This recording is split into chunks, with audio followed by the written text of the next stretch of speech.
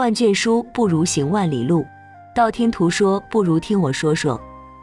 大家好，这里是道听途说，分享不同的故事，希望能给您带来收获。你听过捞尸人这个职业吗？独自行走三界中，不惧鬼神，不问前程。黄河流域每年都有数不清的尸体从上游冲到下游，为了让这些尸体能够入土为安，黄河捞尸人这一行业应运而生。秦钟便是这片流域有名的捞尸人，媳妇早亡，留下一子。村里人都说他是死人接触多了克了自家婆娘，他自个倒是命硬。秦钟忙于生计，儿子秦勇自小没有娘亲管教，在一次与人争斗后离家出走，再无音讯。一晃眼，秦钟50岁了，一辈子只干了捞尸一件事，也只会干这件事。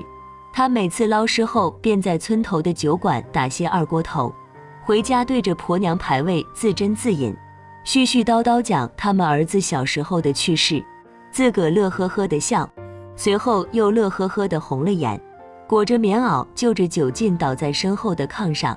这天，秦钟照旧打了些酒，哼着小曲步履蹒跚往家走。可刚到门口，他发现黑漆漆的屋子中有一个人影晃动。这村里谁不知他家晦气，基本没有人来，屋里的钱也藏得紧，哪来的毛头小贼？怕是要走空了。秦钟小心靠近，还是不小心踢到一石子。那人听到动静回头，秦钟就着手中微弱的灯光看清了来人，虽面容有些变化，可那就是他离家10年的儿子秦勇啊。秦勇离家时15岁，还带着些许稚气，外面的日子定是辛苦，面上已带着些许风霜，看着竟是30来岁中年人。父子团聚，秦钟热泪盈眶。秦勇对着母亲的牌位磕了几个响头，和父亲在屋里破旧的桌子边坐下，两人就着二锅头，一碟花生米，秉烛夜谈，似是有说不完的话。秦勇之所以10年没有回来，是因为离家出走后身上没有钱财，打起了偷窃的主意，谁知抓个正着，被捕入狱。出来后做过苦力，折腾过小买卖，最后身无分文时想起了曾经的家。秦钟百感交集，不管儿子做过什么，只要能平安回来，什么都好。他倒了一杯酒给儿子，说道：咱爷俩碰一个，你不在的时候，只有这酒能让我舒服些。秦勇端起酒杯，和父亲一饮而尽，辛辣的白酒从嘴里流到心里，两个大老爷们想哭又觉得丢人。秦钟哽咽着说：回来就好，回来就好，这次平安回来是你母亲在天之灵保佑，以后就在家好好待着，我们把日子过起来，等存些钱再给你娶个媳妇，等我死后才有脸见秦家的列祖列宗啊。秦勇盯着父亲满是沟壑的脸，默不作声，心中五味杂陈。秦钟还想说什么，这时一阵急促的敲门声响起，秦钟冲门外喊道：今晚不接活，明天再来。秦老头，实在是急，你把门打开。秦钟听出这是他的老主顾，衙里的张头，平日里哪有人失踪，他总会让秦钟留意一下。秦钟起身打开门，老张递过来碎银，急忙说道：上游有人失踪，年纪50，失踪时穿着黑色长褂，右脸边有颗黑色大痣，这几天你在河道内留意一下。成。秦钟一口应了下来，刚好明日带儿子去熟悉下活计，他已经老了，剩下的该交给儿子，由他挑起这个担了。这年头捞尸人的活过于晦气，已经没什么人干了，方圆几十里只有秦钟还在坚持。如今儿子回来了，他也身无所长，万一自己死了，总要留下点什么让他维持生计。秦钟拿起毛笔，在一个本上记着什么。秦勇好奇，凑过去看了看，原来是死者信息。秦钟一边写一边说道：这些年我捞的人都记在上面了，在这只是几个字，在别处却是一个家。这命过了我手，总得留下点什么。不然我心里慌得很。秦勇对此不置一词。小时候别家的孩子都不和他玩，说他吃的是死人饭。长大后他知道父亲的辛苦，可内心深处仍对这事抵触。他离家出走这些年都没回来，就想着能靠自己干点其他行当，可终究是一事无成。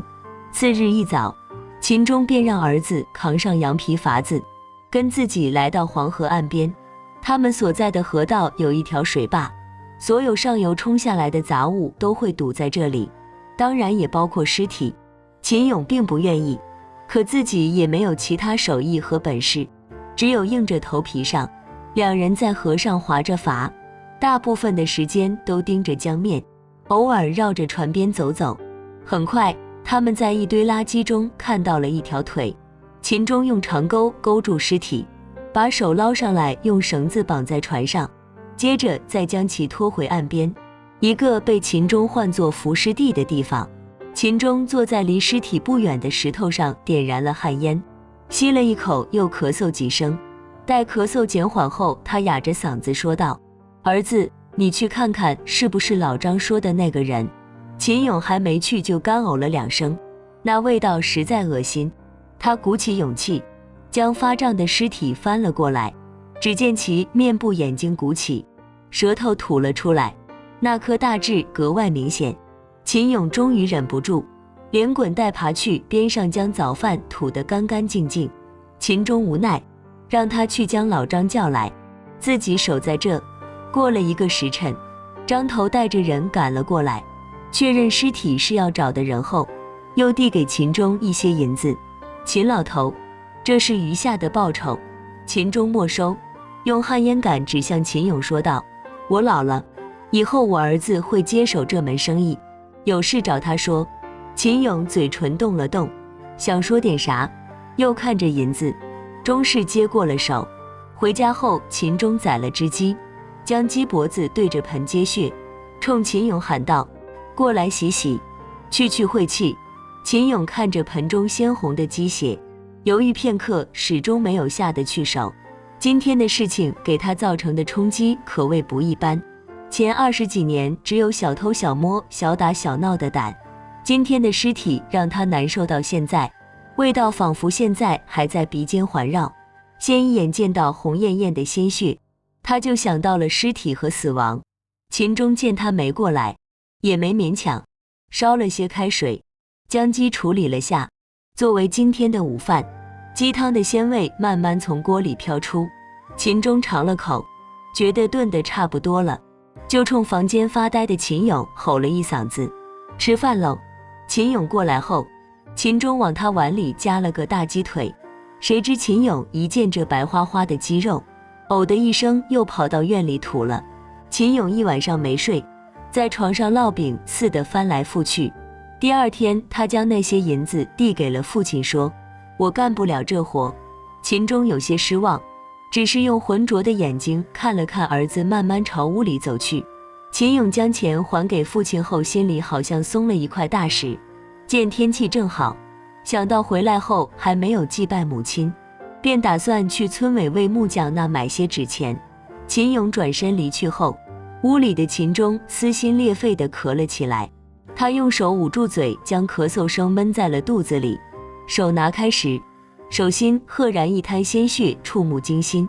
这厢，秦勇到了魏木匠家，魏木匠主要打些家居木活，也顺带打些棺材卖纸钱元宝。进屋后，秦勇见屋里没人，便扯着嗓门喊道：“有人吗？”“来了来了。”一个女声响起。门帘掀起的那瞬间，秦勇呆住了，眼前的不是别人，正是曾与他私定终身的丁梅。10年前，两人本已情定终生，可最终他离家出走，偷窃入狱，如今再见，早已物是人非。两人都愣住了，千言万语无从开口。秦勇憋了半天，问道：“这些年你过得好吗？”丁梅没有回答这个问题，问他来这做什么。秦勇说：“我想去祭拜我娘，来买些纸钱。”丁梅转身给他拿了些，递给秦勇时，秦勇拉住他的手：“当年我对不起你。”是我不告而别，辜负了你。丁梅使劲将手抽出来，说道：过去了就过去了，说那些话做啥？两人久久无言。你这婆娘，在这发什么呆？再偷懒，我打死你！一个男人怒气冲冲从丁梅身后走出，将她推开。见到秦勇，又转身给了丁梅一巴掌。看男人看傻了是吧？秦勇正要上前，丁梅却捂着脸，眼泪汪汪地悄悄朝他摇了摇头。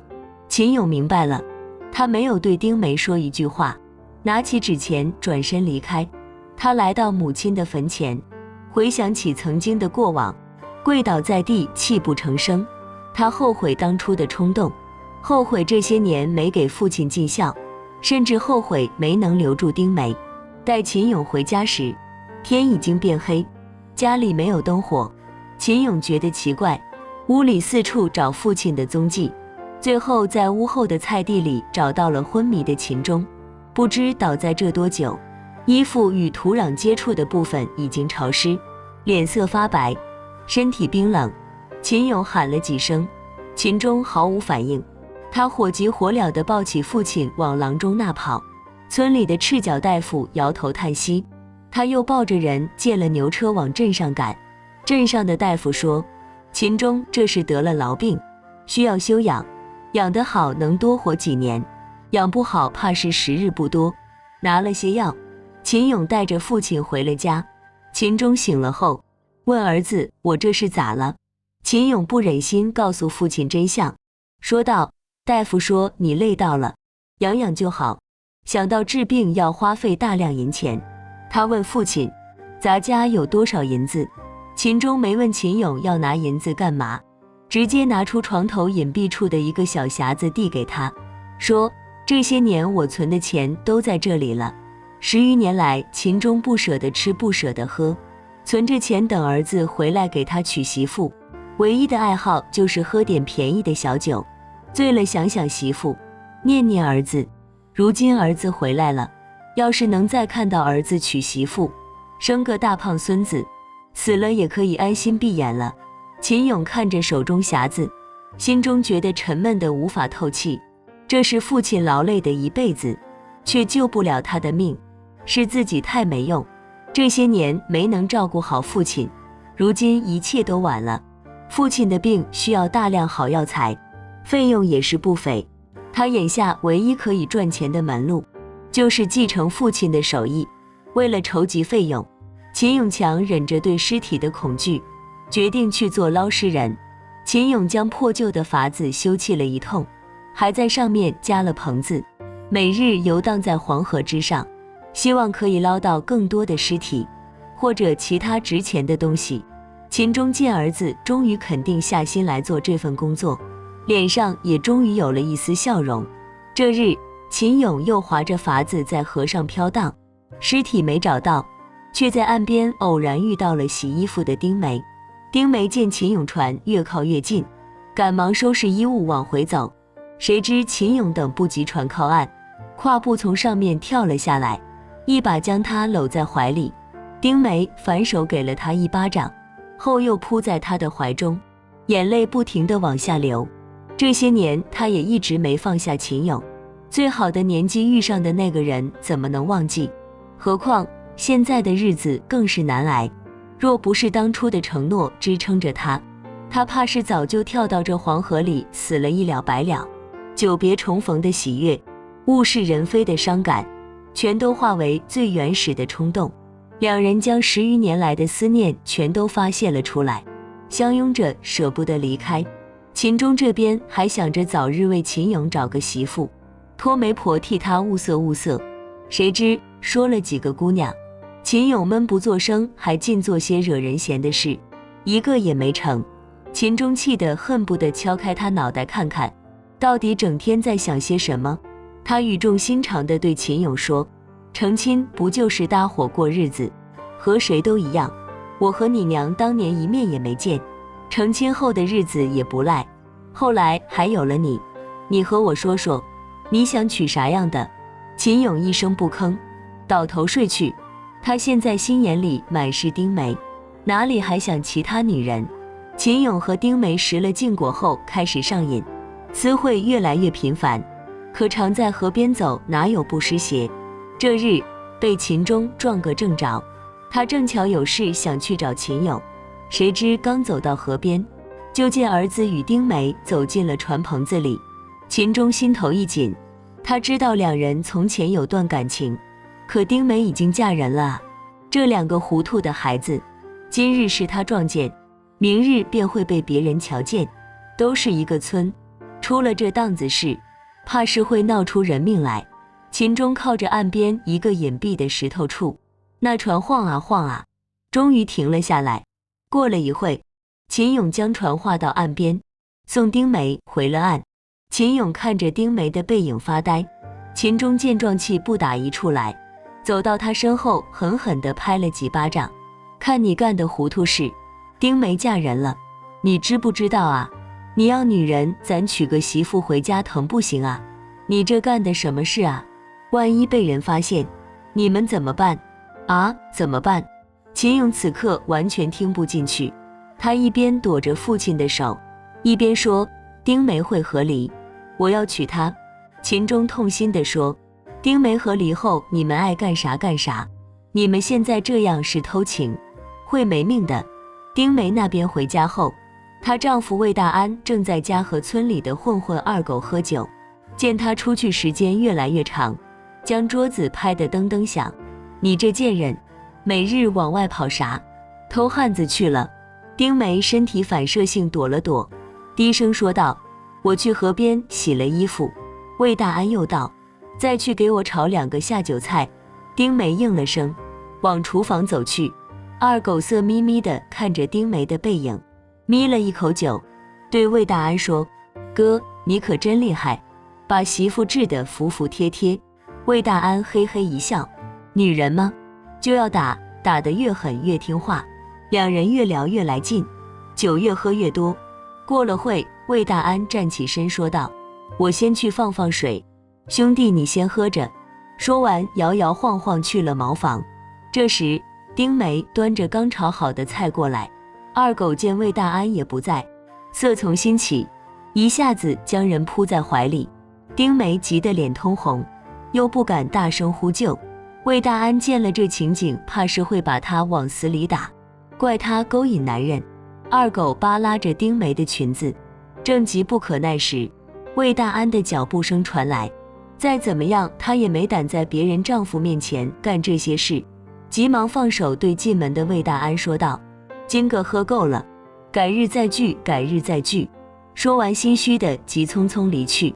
魏大安也没拦着，他醉眼蒙蒙，瞧不仔细两人有什么异样。此刻也是酒劲上头，见着媳妇就在跟前，一把将人抱起丢到炕上。丁梅情急之下，一脚将人踢开。踢开的瞬间，他想一顿毒打怕是少不了了，谁知抱着头，想象中的拳头等了半天没有落下。一会，地上传来了呼噜声，他呼了一口气，今日算是过去了。秦勇的出现，让他死寂的心开始跳动，他想要过曾经想过的那种日子，如今的日子越来越让人难以忍受。秦勇也想着快些赚到钱，医治父亲的病，等丁梅和离婚后风风光光娶了她。这日，一人找上门来，他指名道姓要找秦钟。两人在房中不知说了什么事，秦钟的嗓门大了起来：不行，干这事损阴德。随后秦钟将门打开，请那人离开。来人一脸苦涩说道：我儿可怜，你碰见合适的就卖给我吧。秦钟没有搭话，将人送出了院。秦勇好奇地问道：爹，你咋这么生气？那人干啥来了？秦钟告诫般地对秦勇说：我们这行有个禁忌，那就是年轻姑娘的尸体不能碰。刚那人儿子刚死，他想要找个姑娘尸体配阴婚，这可是损阴德的事，你千万不能沾。秦钟说完咳嗽几声，身体不济回了屋。秦勇却追了出去，问那人给多少钱。听到报价后，秦勇动了心思，这可是一大笔钱，比捞10具尸体赚的钱都多。于是他收了定金，应了下来，没日没夜在黄河上转悠。秦钟见儿子这2天格外勤奋，心下安慰不少。见儿子不上岸，便一日3餐做了饭送去。这日走到河边，就见一堆人冲着河中间的秦俑叫嚷，来势汹汹。他着急忙慌走过去，问道：这是咋回事？其中一人向他看来，说：你来得正巧，你儿子可是坏了你们这行的规矩啊。秦钟一看，这不正是那日来家中想要配阴婚的人吗？在对方的讲述下，秦钟总算是明白发生了什么事。原来秦俑私下应了此事，发现合适的尸体便通知了对方，谁知他带着钱来，秦俑竟坐地起价，长得离谱。秦钟语气平静地对河上的秦俑说道：按他说的价给他。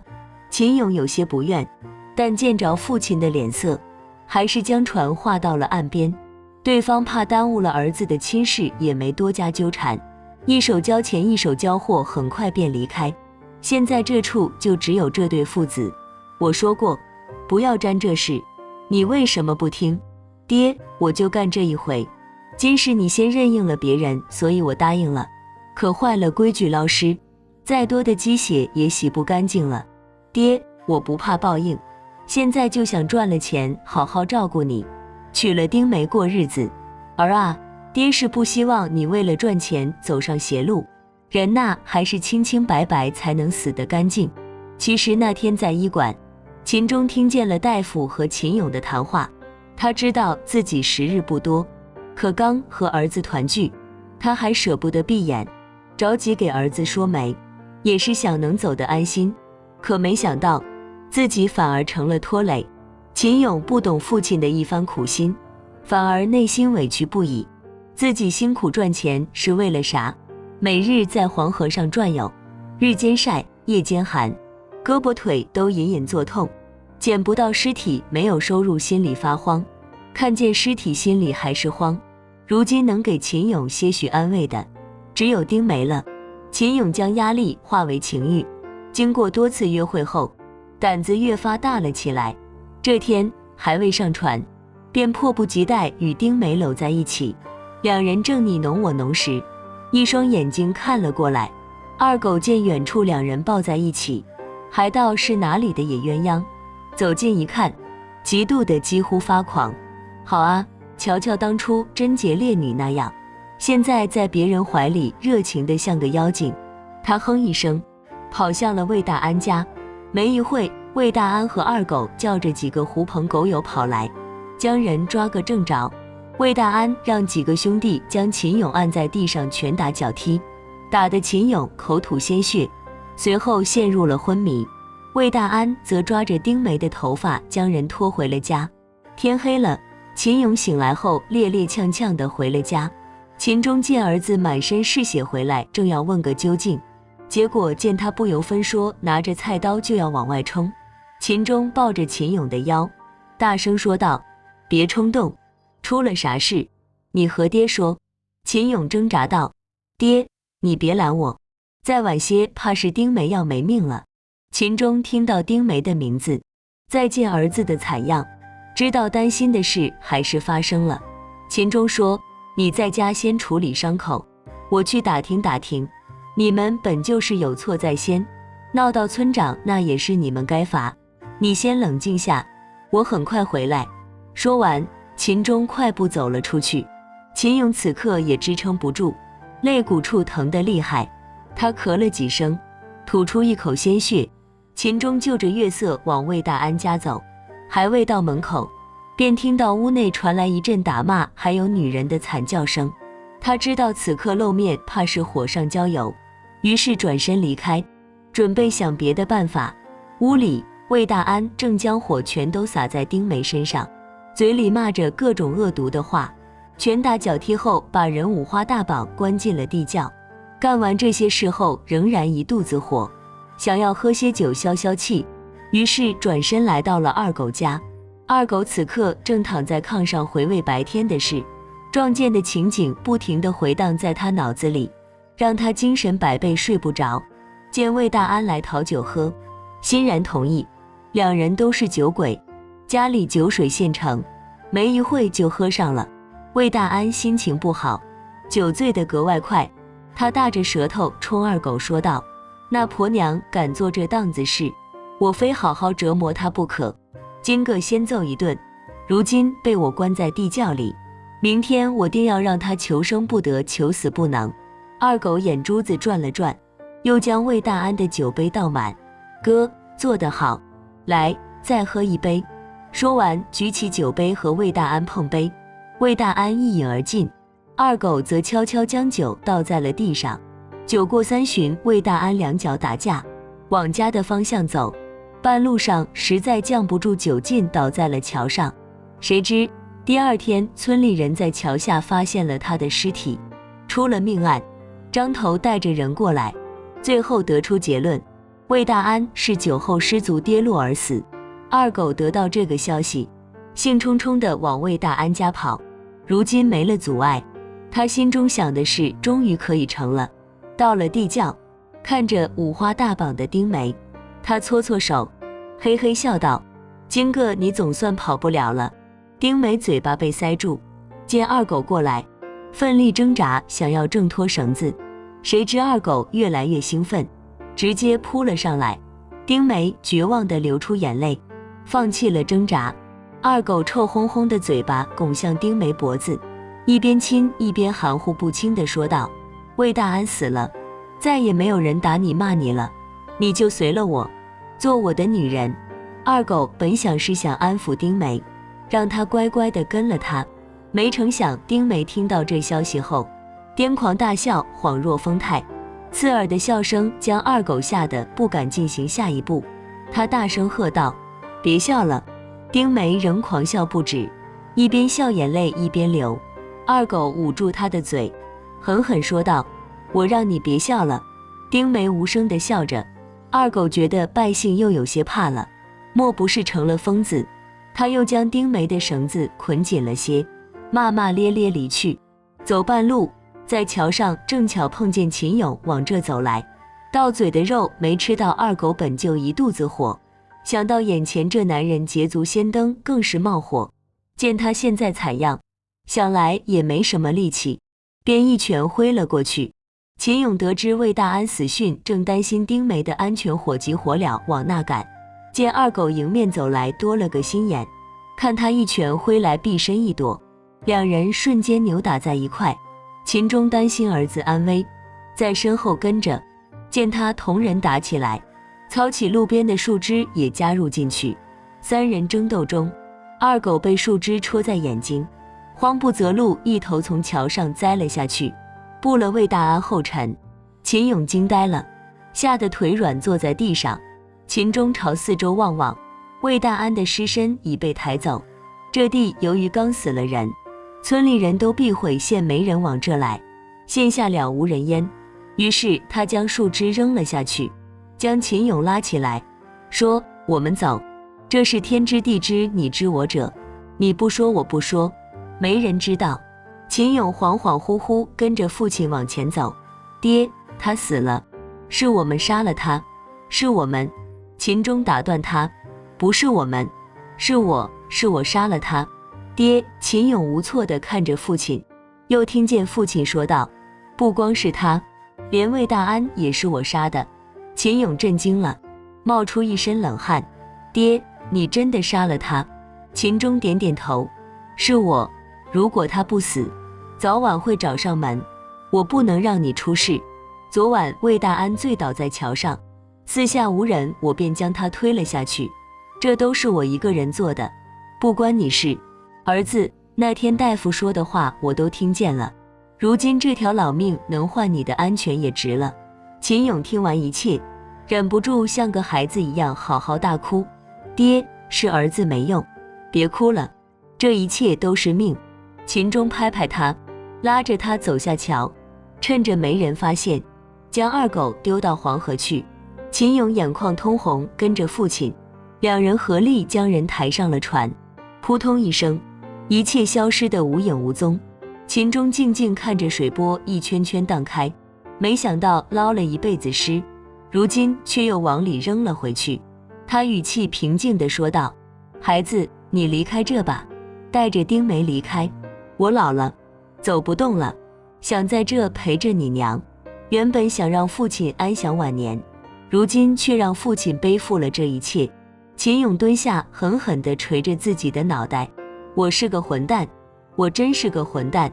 黄河上飘荡着秦勇喃喃自语，随着一阵风吹来，消失无踪。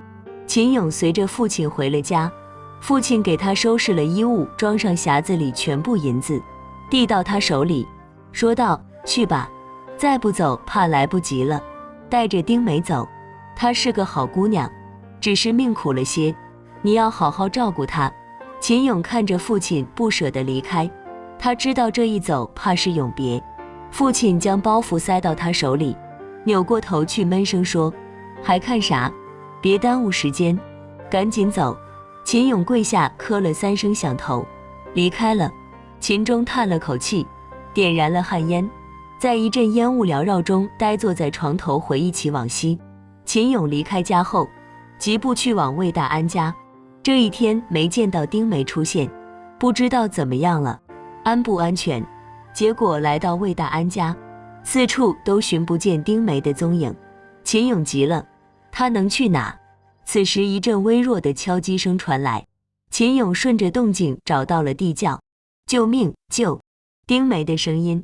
秦勇赶紧打开反锁的木门，丁梅躺在地上，已经奄奄一息。丁梅，醒醒，你醒醒！丁梅听见秦勇的声音，心底燃起希望，她强撑着睁开眼睛，说道：我终于等到你了。秦勇见她脸上青紫一片，身上伤痕累累，嘴里骂了一声畜生，随后将人小心地抱起，说道：是我害了你，如今魏大安死了，我带你走，这次绝不会让你一个人。秦勇带着丁梅去了镇上一间客栈，丁梅身体还很虚弱，行不得远路，等她身体养好，两人计划离开。这日秦勇又请来大夫给丁梅问诊，大夫诊脉后像是不确定一般，又重新搭脉诊了一遍，说道：恭喜恭喜，夫人有喜了。秦勇与丁梅互望一眼，眼里迸发出惊喜，他们都清楚孩子一定是秦勇的。秦勇向大夫确认道：大夫，我娘子真的怀孕了吗？大夫点点头，之前日子浅，脉象不显，不过夫人身子比较虚，需要好好休养身体，我开些安胎药，务必要按时服用。秦勇和丁梅两人连连点头。待大夫走后，丁梅笑着对秦勇说：我们去将爹接了一起走吧。丁梅已从秦勇口中知道了所有事情，她不知如何感激秦勇爹，唯有今后好好孝顺他，替他养老送终。秦勇正想等丁梅身体好转再回村将爹接来，他怎么也不会混账到让爹孤零零守在那承担一切。如今丁梅开口正中下怀，他一口应了下来，抱着丁梅说道：我去就回，你在这等我。秦勇激动地走在回村的路上，想着爹知道丁梅怀孕后高兴的表情，忍不住嘴角上扬。可等到他走进自家院里时，眼前的一切让他傻了眼。父亲抱着母亲的牌位，静静地躺在棺材里，任由秦勇怎么呼唤，他再也没有睁开眼睛。他提前结束了自己的生命，在那个记载尸体的小本上认下了所有的罪，父爱如山。这是秦钟最后能为儿子做的事。秦勇的回归或许本就是个错误，他完成了父亲的期盼，回了家，3条人命却就此终结，但他也带来了新的生命。丁梅也因此脱离苦海，重获自由。父亲的死化成了一股风，想要让儿子就此飞翔，却不知秦勇内心的自责永远无法平息。好了，今天的故事就到这里了。看完这个故事后，不知道您有什么感想？欢迎在下方留言，不要忘了点赞和订阅，希望能给您带来收获。感谢您的观看，我们下期节目再见。